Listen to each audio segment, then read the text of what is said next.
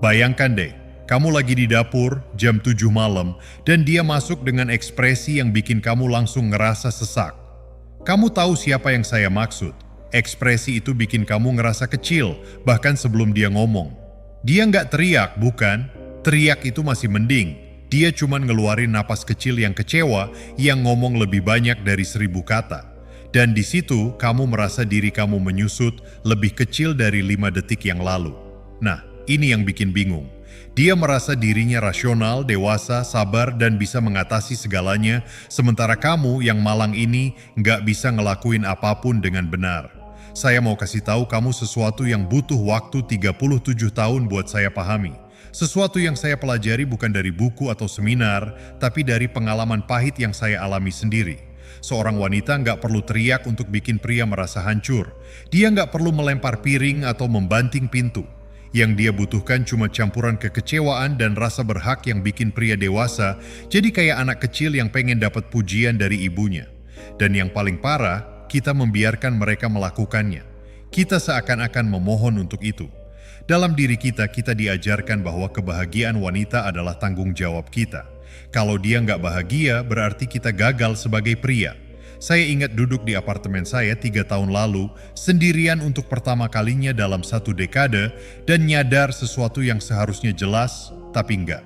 Setiap keputusan yang saya buat selama 10 tahun terakhir, mulai dari kerjaan yang saya ambil, baju yang saya pakai, sampai sarapan yang saya makan, semua itu disaring lewat sudut pandang apa yang dia pikirkan. Bukan apa yang saya mau, bukan yang terbaik buat saya, tapi yang bikin dia bahagia. Apa yang bisa menghindari tampilan kecewa itu? Apa yang bisa mencegah keluhan itu? Apa yang akhirnya akan cukup? Mau tahu jawabannya? Nggak ada yang cukup. Nggak ada yang pernah cukup buat seseorang yang melihat kamu bukan sebagai pasangan, tapi sebagai proyek. Bukan sebagai manusia, tapi sebagai penyedia layanan. Bukan sebagai pria, tapi sebagai kekecewaan yang menunggu untuk terjadi. Kamu lihat, ada kebohongan yang indah yang dijual kepada kita semua. Cerita ini bilang, kalau kamu mencintai sepenuh hati, berkorban cukup, memberi cukup, dia akhirnya akan menyadari nilaimu, menghargaimu. Dia akan berubah jadi makhluk lembut dan penyayang yang kamu kira akan kamu nikahi. Tapi inilah kenyataannya. Semakin banyak kamu memberi, semakin sedikit dia menghormati kamu. Semakin banyak kamu berkorban, semakin besar harapannya. Semakin kamu berusaha menyenangkannya, semakin jijik dia dengan kelemahanmu. Itu bukan bug dalam sistem, itu fitur. Begitulah cara kerjanya. Biarkan saya jelasin bagaimana semua ini hancur. Perhatikan, karena mungkin kamu sedang mengalaminya tanpa sadar. Dimulai dengan devaluasi, seni halus membuat semua yang kamu lakukan tampak sepele yang diharapkan, dan sekadar hal minimum. Kamu kerja 50, 60, 70 jam seminggu. Ya, itu yang seharusnya dilakukan pria. Kamu memperbaiki barang-barang di rumah. Itu hal mendasar. Kamu menghabiskan waktu dengan anak-anak. Selamat.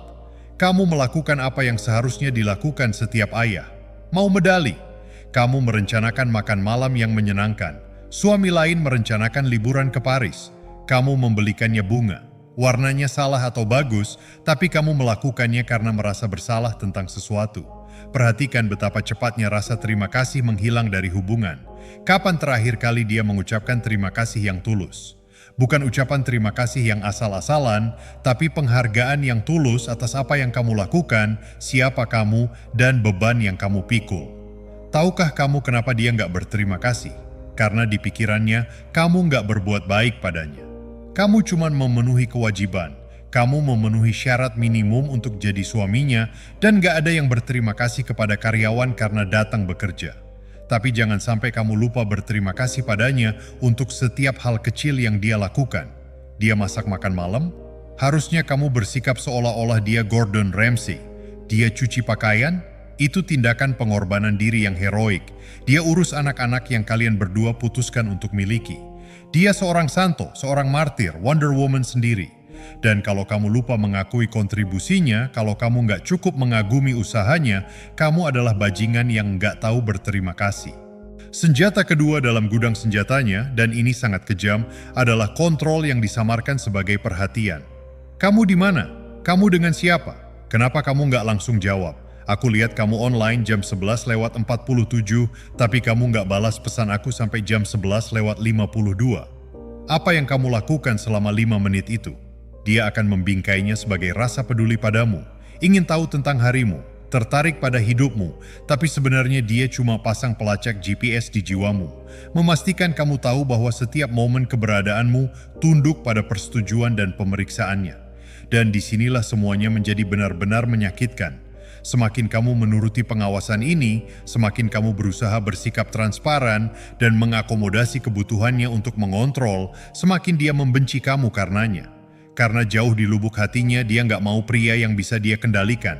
Dia mau pria yang nggak bisa dia kendalikan tapi tetap memilih untuk bersamanya. Namun dia nggak bisa menahan diri. Dia harus menguji, harus mendorong, harus melihat seberapa besar kamu akan mentolerirnya. Setiap kali kamu menoleransinya, setiap kali kamu menyerahkan ponselmu tanpa protes, setiap kali kamu menjelaskan di mana kamu berada dan dengan siapa, seperti remaja yang melapor kepada orang tuanya, sedikit ketertarikan dari dia kepada kamu pun hilang. Kondisi pengawasan yang terus-menerus ini menciptakan sesuatu yang saya sebut kelumpuhan preemptif. Kamu berhenti melakukan sesuatu bukan karena itu salah, tapi karena menjelaskannya akan melelahkan. Kamu nggak pergi minum bir dengan temanmu karena interogasi setelahnya nggak sepadan. Kamu nggak ambil rute pulang yang berbeda karena dia akan bertanya-tanya kenapa perjalananmu memakan waktu 10 menit lebih lama. Kamu nggak bergabung dengan pusat kebugaran itu karena dia akan berpikir kamu mencoba untuk mengesankan seseorang. Secara perlahan, dunia kamu menyusut hingga satu-satunya tempat aman adalah di sampingnya. Melakukan persis seperti yang dia harapkan, menjadi persis seperti yang dia inginkan, yaitu menjadi bukan siapa-siapa sama sekali. Sekarang mari kita bahas tentang konflik. Peperangan sehari-hari yang dia bilang dia benci tapi entah kenapa nggak bisa berhenti menciptakannya. Setiap percakapan menjadi ladang ranjau. Setiap interaksi bisa jadi pertengkaran.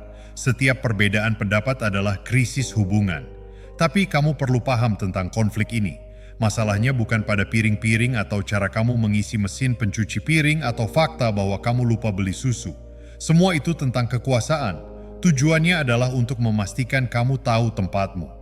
Mereka bikin kamu terus-menerus berada dalam kondisi kecemasan defensif di mana kamu selalu salah, selalu minta maaf, selalu berusaha memperbaikinya. Dia menguasai seni yang saya sebut terorisme emosional. Dia tahu tombol mana yang harus ditekan untuk bikin kamu reaktif, untuk bikin kamu meninggikan suara sehingga dia bisa berperan sebagai korban, untuk bikin kamu pergi sehingga dia bisa menuduh kamu nggak peduli, untuk bikin kamu terlibat sehingga dia bisa melelahkan kamu dengan argumen yang nggak ada penyelesaiannya. Karena resolusi bukanlah intinya. Tujuannya adalah untuk menguras kamu, menghabiskan sumber daya emosionalmu, untuk memastikan kamu nggak punya cukup energi tersisa untuk menyadari apa yang terjadi padamu. Dan saat kamu benar-benar terkuras, saat kamu kehabisan emosi, saat itulah dia menghantammu dengan ekspektasi-ekspektasi. Kamu harus lebih romantis, kamu harus menghasilkan lebih banyak uang, kamu harus lebih cekatan dalam urusan rumah tangga. Kamu harus lebih terlibat dengan anak-anak tapi juga memberinya lebih banyak ruang. Kamu harus lebih agresif di ranjang tapi juga lebih peka terhadap kebutuhannya. Kamu harus menjadi penyedia tapi juga tersedia secara emosional. Kamu harus kuat tapi juga rentan. Kamu harus mandiri tapi juga sepenuhnya mengabdi padanya. Kamu harus menjadi segalanya bagi semua orang setiap saat. Dan ketika kamu pasti gagal karena tuntutan ini benar-benar mustahil dipenuhi secara bersamaan, dia akan kecewa padamu lagi. Inilah kebenaran yang menyakitkan tapi mungkin menyelamatkan kewarasanmu. Dia menciptakan masalah karena perhatianmu terhadap masalah adalah satu-satunya perhatian yang dia tahu cara mengolahnya. Dia nggak tahu bagaimana hidup dalam damai, dalam harmoni, dalam kepuasan sederhana. Dia butuh drama kayak tanaman butuh air. Dia butuh konflik kayak paru-paru butuh udara. Tanpa itu dia harus menghadapi kenyataan mengerikan bahwa dia sebenarnya nggak tahu siapa dirinya atau apa yang dia inginkan. Dia cuma tahu dia nggak bahagia. Dan karena kamu adalah lelaki dalam hidupnya, itu pasti salah kamu. Saya melihat ini terjadi pada saudara saya selama lebih dari 15 tahun. Berawal sebagai pria yang percaya diri, punya bisnis sendiri, punya minat, punya teman, dan punya kehidupan. 15 tahun kemudian dia meminta izin kepada istrinya untuk beli kopi dalam perjalanan ke tempat kerja. Dia menjelaskan kenapa dia butuh sepatu bot kerja baru seolah-olah sedang mempertahankan disertasinya. Dia menolak 3 promosi jabatan karena menurutnya itu berarti dia akan menghabiskan terlalu banyak waktu jauh dari rumah. Namun saat dia di rumah, dia mengeluh selalu ada di dekatnya. Dia bahkan gak melihatnya. Dia pikir ini normal. Dia pikir inilah arti pernikahan. Dia pikir ini cinta. Namun inilah yang benar-benar menghancurkan seorang pria, yang benar-benar menghancurkannya hingga tak bersisa. Bukan kontrol, bukan konflik, bukan kritik, itu adalah tujuan yang berubah-ubah, standar yang mustahil, fakta bahwa kesuksesan secara harfiah mustahil karena permainannya curang. Hari ini, dia ingin kamu lebih tersedia secara emosional. Jadi kamu membuka diri, kamu berbagi ketakutan, impian, dan ketidakamananmu. Besok dia muak dengan kelemahanmu. Dia nggak akan tertarik pada lelaki yang menangis, yang punya keraguan, yang butuh kepastian. Jadi kamu harus lebih tangguh. Kamu jadi tabah. Kamu tangani sendiri masalahmu. Sekarang kamu merasa jauh secara emosional. Kamu kedinginan. Kamu nggak berbagi apapun dengannya. Kamu seperti tinggal dengan orang asing. Kamu benar-benar nggak bisa menang karena menang bukanlah bagian dari desain. Desainnya adalah untuk bikin kamu terus-menerus kehilangan keseimbangan, terus-menerus mencoba mencari tahu apa yang diinginkannya, terus-menerus gagal, terus-menerus berusaha lebih keras. Itu seperti berada di kasino di mana bandar selalu menang, kecuali kamu nggak bisa keluar dan kamu mempertaruhkan seluruh hidupmu pada permainan yang nggak kamu pahami dan nggak mungkin menang. Izinkan saya bercerita tentang momen ketika saya terbangun dan benar-benar nyadar apa yang terjadi. Saya baru saja mendapat promosi, pencapaian karier terbesar dalam hidup saya, sesuatu yang telah saya perjuangkan selama 5 tahun. Saya pulang ke rumah dengan gembira untuk membagikan berita itu. Dan tahukah kamu apa yang dia katakan? Aku rasa ini berarti kamu akan semakin jarang di rumah sekarang. Bukan ucapan selamat, bukan kebanggaan, bukan kebahagiaan atas keberhasilanku. Hanya terjemahan langsung tentang bagaimana hal ini akan berdampak negatif padanya. Dan pada saat itu sesuatu menjadi jelas. Saya nyadar bahwa nggak ada prestasi yang akan pernah dirayakan. Kesuksesan nggak akan pernah cukup. Tak peduli berapa kali saya berusaha membuktikan diri, saya nggak akan pernah membuatnya melihat saya sebagai apapun selain penyedia layanan yang mengecewakan yang terus-menerus gagal memenuhi harapannya yang tak terucapkan dan terus berubah. Bagian yang benar-benar berbahaya adalah bagaimana dia akan membingkai semua ini sebagai kegagalan kamu untuk jadi pria sejati. Pria sejati akan tahu apa yang diinginkannya tanpa diberitahu. Pria sejati nggak akan terganggu dengan suasana hatinya. Pria sejati akan menyediakan segala sesuatu yang dibutuhkan wanita, namun dirinya sendiri nggak butuh apapun. Seorang pria sejati akan berterima kasih atas kesempatan untuk melayaninya. Dia nggak menghancurkanmu. Kamu lihat, dia cuma kecewa karena kamu nggak mampu mencapai potensi kamu. Dan bukankah beruntung dia ada untuk terus mengingatkan kamu tentang semua kegagalan kamu? Dan disinilah semuanya menjadi sangat gelap. Setelah bertahun-tahun kamu mulai mempercayainya. Kamu mulai berpikir mungkin kamu beneran gak mampu. Mungkin kamu beruntung karena dia menoleransi kamu. Mungkin kamu seharusnya bersyukur dia gak ninggalin kamu demi orang lain yang lebih baik. Seluruh jati diri kamu menjadi terdistorsi oleh ketidakpuasannya. Kamu kehilangan jejak siapa diri kamu sebelum kekecewaannya yang terus-menerus menjadi soundtrack kehidupan kamu. Kamu lupa bahwa kamu pernah memiliki rasa percaya diri, harga diri, dan rasa harga diri yang nggak bergantung pada apakah dia mengalami hari baik atau enggak. Kamar tidur jadi medan perang lain, tempat lain di mana kamu nggak mungkin menang. Saat kamu memulai, kamu adalah hewan yang tergila-gila seks yang cuma memikirkan satu hal. Bila kamu nggak memulainya, kamu nggak tertarik lagi padanya. Kamu pasti curang, kamu pasti gay, pasti ada yang salah dengan kamu. Seks itu sendiri jadi semacam tinjauan kinerja di mana kamu terus-menerus dinilai dan terus-menerus ditemukan kurang. Terlalu cepat, terlalu lambat, terlalu kasar, terlalu lembut, terlalu mudah ditebak, terlalu aneh. Dan Tuhan melarang kamu mengalami sedikit pun disfungsi karena itu akan jadi krisis hubungan yang butuh diskusi dan kepastian tiada akhir, tapi jangan terlalu banyak kepastian karena jika terlalu banyak, kamu akan jadi orang yang butuh. Sebenarnya, dan ini yang butuh waktu lama bagi saya untuk memahaminya, seorang wanita yang benar-benar mencintai kamu nggak mau menghancurkan kamu. Dia mau membangun bersama kamu, tumbuh bersama kamu, menghadapi hidup bersama kamu sebagai mitra, bukan sebagai pengawas, pengkritik, atau hakim kamu. Dia mau lihat kamu berhasil, merayakan kemenangan kamu, mendukung kamu melalui kegagalan kamu. Dia nggak mencatat skor, nggak menyimpan dendam, nggak menggunakan kelemahan kamu sebagai senjata. Dia menambah hidup kamu, bukan terus-menerus menguranginya. Bila kamu bersama wanita yang bikin kamu merasa lebih kecil, lebih lemah, lebih rendah dari diri kamu yang sebenarnya, dia nggak mencintai kamu. Dia mungkin butuh kamu, mungkin bergantung pada kamu, mungkin takut sendirian, tapi itu bukan cinta. Cinta nggak berkurang, cinta menguatkan, cinta nggak mengenal lelah, cinta memberi energi, cinta nggak menciptakan kecemasan, cinta menciptakan kedamaian. Jika apa yang kamu alami nggak terasa seperti itu bukanlah cinta, itu sesuatu yang lain, sesuatu yang beracun, sesuatu yang pada akhirnya akan menghabiskan semua hal baik dalam diri kamu jika kamu membiarkannya. Saya ingin kamu lakukan sesuatu sekarang juga. Pikirkan tentang terakhir kalinya kamu merasa benar-benar bahagia, benar-benar rileks, benar-benar jadi diri sendiri. Apakah dia ada di sana? Atau apakah kamu sendirian, atau bersama teman-teman, atau dimanapun kecuali bersamanya? Jika saat-saat paling bahagia dalam hidup kamu adalah saat-saat ketika dia nggak ada, apa yang itu katakan kepada kamu tentang apa yang dia bawa ke dalam hidup kamu? Jika kamu merasa lebih ringan saat dia pergi dan lebih berat saat dia kembali, apa artinya itu bagi beban yang dia berikan pada jiwamu? Kamu punya satu kehidupan, satu kesempatan dalam hidup ini, dan kamu menghabiskannya dengan perlahan-lahan dilarutkan oleh seseorang yang melihat kamu sebagai gabungan ATM dan pengurus emosi. Kamu menghabiskannya dengan meminta maaf atas siapa kamu.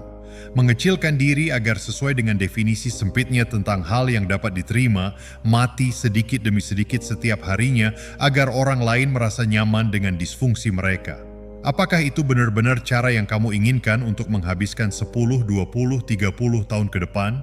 Apakah itu warisan yang ingin kamu tinggalkan? Apakah itu contoh yang ingin kamu berikan kepada anak-anak kamu? Karena inilah yang dipelajari anak kamu dengan menyaksikan dinamika ini. Putra-putra kamu belajar bahwa pria ada untuk melayani emosi wanita, bahwa kebutuhan mereka nggak penting, bahwa cinta berarti menerima ketidakhormatan.